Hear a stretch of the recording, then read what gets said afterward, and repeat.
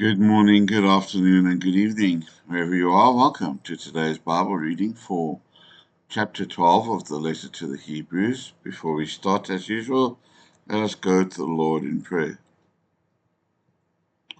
Heavenly, Holy Lord, gracious God, please be gracious to me. Please help me through the day to have your kingdom first and your will be done first. Please, Lord God, be with me as I seek you. Help me to seek you and then to find you. Please provide for me the daily bread I need to live, and more importantly, the daily bread that is your word. I need to live forever. Thank you, Lord God, for your sacrifice, that you came to free me from sin. Please keep me from sin. Forgive me my sins from yesterday and keep me from sinning today. Lord, I need your patience today. Please help us all today with your patience and let today go smoothly. In Jesus' name, Amen. Right, so Matthew Henry has separated this into three sections. An exhortation to be constant and persevere. The example of Christ is set forth, and the gracious design of God in all the sufferings believers endured. Peace and holiness are recommended with cautions against despising spiritual blessings, and the New Testament dispensation is shown to be much more excellent than the Old. Let us start with verses 1 to 11. Therefore, since we also have such a great cloud of witnesses surrounding us, putting aside every weight and the sin that so easily ensnares us, let us run with patient endurance the race that has been set before us, fixing our eyes on Jesus, the originator and perfecter of faith, who, for the joy that was set before him, endured the cross, disregarding the shame, and has sat down at the right hand of the throne of God. For consider the one who endured such hostility by sinners against himself, so that you will not grow weary in your souls and give up. You have not yet resisted to the point of shedding your blood as you struggle against sin. And have you completely forgotten the exhortation which instructs you as sons? My son, do not make light of the Lord's discipline, or give up when you are corrected by him. For the Lord disciplines the one whom he loves, and punishes every son whom he accepts. Endure it for discipline. God is dealing with you as sons. For what son is there whom a father does not discipline? But if you are without discipline, in which all legitimate sons have become participants, then you are illegitimate and not sons. Furthermore, we have had our earthly fathers who disciplined us, and we respected them. Will we not much rather subject ourselves to the Father of spirits and live? For they disciplined us for a few days, according to what seemed appropriate to them, but he does so for our benefit, in order that we can have a share in his holiness. Now all discipline seems for the moment not to be joyful, but painful, but later it yields the peaceful fruit of righteousness for those who are trained by it.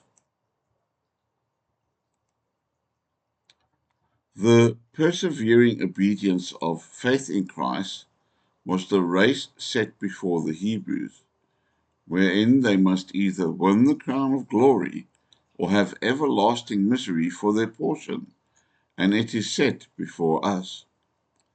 By the sin that does so easily beset us, understand that sin to which we are most prone, or to which we are most exposed from habit, age, or circumstances. This is a most important exhortation, for while a man's darling sin, be it what it will, remains unsubdued, it will hinder him from running the Christian race, as it takes from him every motive for running and gives power to every discouragement. When weary and faint in their minds, let them recollect that the holy Jesus suffered to save them from eternal misery. By steadfastly looking to Jesus, their thoughts would strengthen holy affections and keep under their carnal desires. Let us then frequently consider him. What are our little trials to his agonies, or even to our deserts? What are they to the sufferings of many others? There is a proneness in believers to grow weary and to faint under trials and afflictions. This is from the imperfection of grace and the remains of corruptions. Christians should not faint under their trials. Though the enemies and persecutors may be instruments to inflict sufferings, yet they are divine chastisements. The Heavenly Father has his hand in all, and his wise end to answer by all. They must not make light of afflictions and be without feeling under them, for they are the hand and rod of God, and are his rebukes for sin. They must not despond and sink under trials, nor fret and repine, but bear up with faith and patience. God may let others alone in their sins, but he will correct sin in his own children. In this he acts as becomes a father. Our earthly parents sometimes may chasten us to gratify their passion rather than to reform our manners. But the Father of our souls never willingly grieves nor afflicts his children. It is always for our profit. Our whole life here is a state of childhood, and imperfect as to spiritual things. Therefore, we must submit to the discipline of such a state. When we come to a perfect state, we shall be fully reconciled to all God's chastisement of us now. God's correction is not condemnation. The chastening may be borne with patience and greatly promote holiness. Let us then learn to consider the inflictions brought on us by the malice of men as correction sent by our wise and gracious Father for our spiritual good. 12 to 17. Therefore, strengthen your slackened hands and your weakened knees, and make straight paths for your feet, so that what is lame will not be dislocated, but rather be healed. Pursue peace with everyone, and holiness, without which no one will see the Lord. Pursue holiness. Take care that no one falls short of the grace of God, that no one growing up like a root of bitterness causes trouble, and by it many become defiled. That no one be a sexually immoral or totally worldly person like Esau, who for one meal traded his own birthright. For you know that also afterwards, when he wanted to inherit the blessing, he was rejected, because he did not find an occasion for repentance, although he sought it with tears.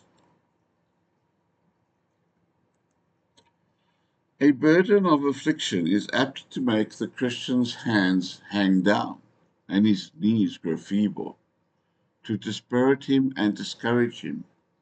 But against this he must strive, that he may better run his spiritual race and course.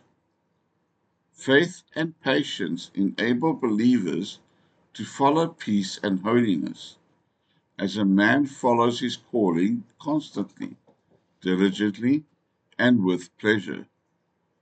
Peace with men of all sects and parties will be favorable to our pursuit of holiness. But peace and holiness go together. There cannot be right peace without holiness. Where persons fail of having the true grace of God, corruption will prevail and break forth. Beware lest any unmortified lust in the heart, which seems to be dead, should spring up to trouble and disturb the whole body. Falling away from Christ is the fruit of preferring the delights of the flesh to the blessing of God and the heavenly inheritance, as Esau did. But sinners will not always have such mean thoughts of the divine blessing and inheritance as they now have. It agrees with the profane man's disposition to desire the blessing, yet to despise the means whereby the blessing is to be gained. But God will neither sever the means from the blessing, nor join the blessing with the satisfying of man's lusts. God's mercy and blessing were never sought carefully and not obtained. If you seek his blessing, you will find it. 18 to 29.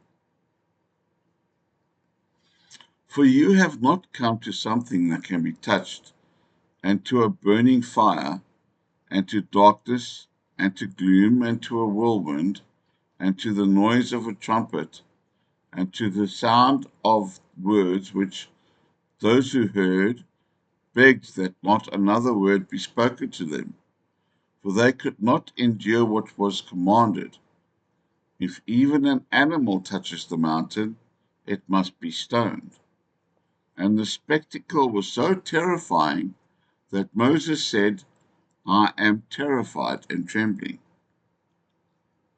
But you have come to Mount Zion, and to the city of the living God, to the heavenly Jerusalem, and to tens of thousands of angels, to the festal gathering and assembly of the firstborn who are enrolled in heaven, and to God the judge of all, and to the spirits of righteous people made perfect, and to Jesus, the mediator of a new covenant, and to the sprinkled blood that speaks better than Abel's does. Watch out that you do not refuse the one who is speaking. For if those did not escape when they refused the one who warned them on earth, much less will we escape if we reject the one who warns from heaven, whose voice shook the earth at that time, but now he has promised, saying, Yet once more I will shake not only the earth, but also the heaven. Now the phrase, yet once more, indicates the removal of what is shaken, namely, things that have been created, in order that the things that are not shaken may remain. Therefore, since we are receiving an unshakable kingdom, let us be thankful, through which let us serve God acceptably with awe and reverence, for indeed our God is a consuming fire.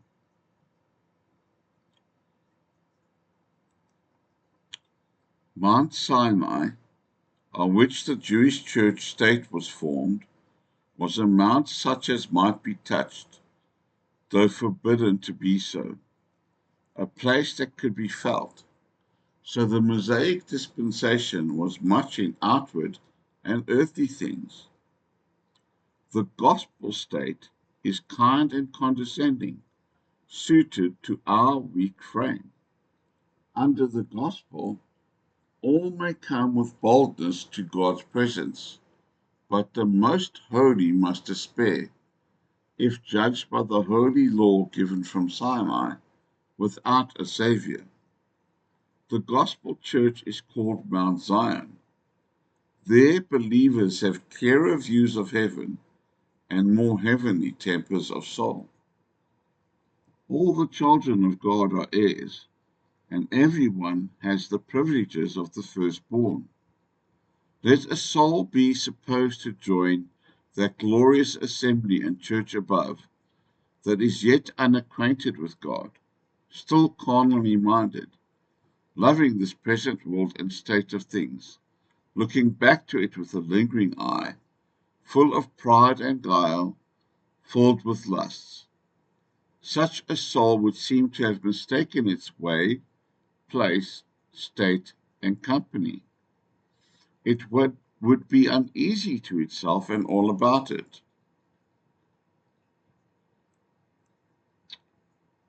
Christ is the mediator of this new covenant between God and man, to bring them together in this covenant, to keep them together, to plead with God for us, and to plead with us for God, and at length to bring God and his people together in heaven.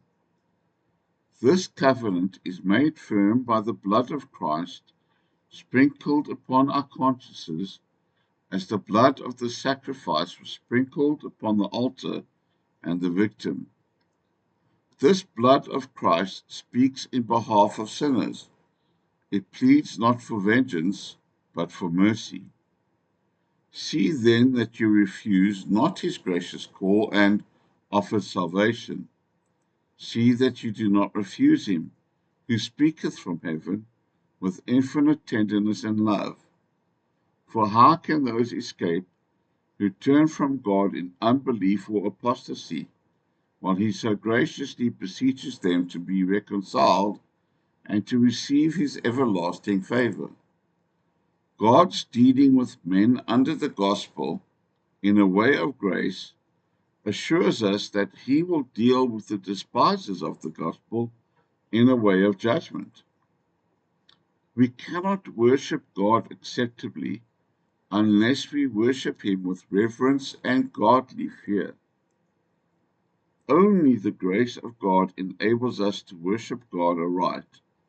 God is the same just and righteous God under the gospel as under the law. The inheritance of believers is secured to them, and all things pertaining to salvation are freely given in answer to prayer.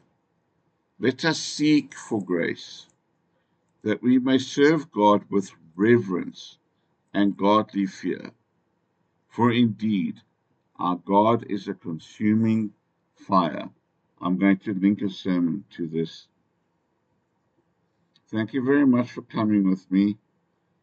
God bless you. And now may our Lord Jesus Christ himself and God our Father, who has loved us and given us eternal encouragement and good hope by grace, encourage your hearts and strengthen you in every good work and word. Don't forget to like, subscribe, and share the word so we can share the word.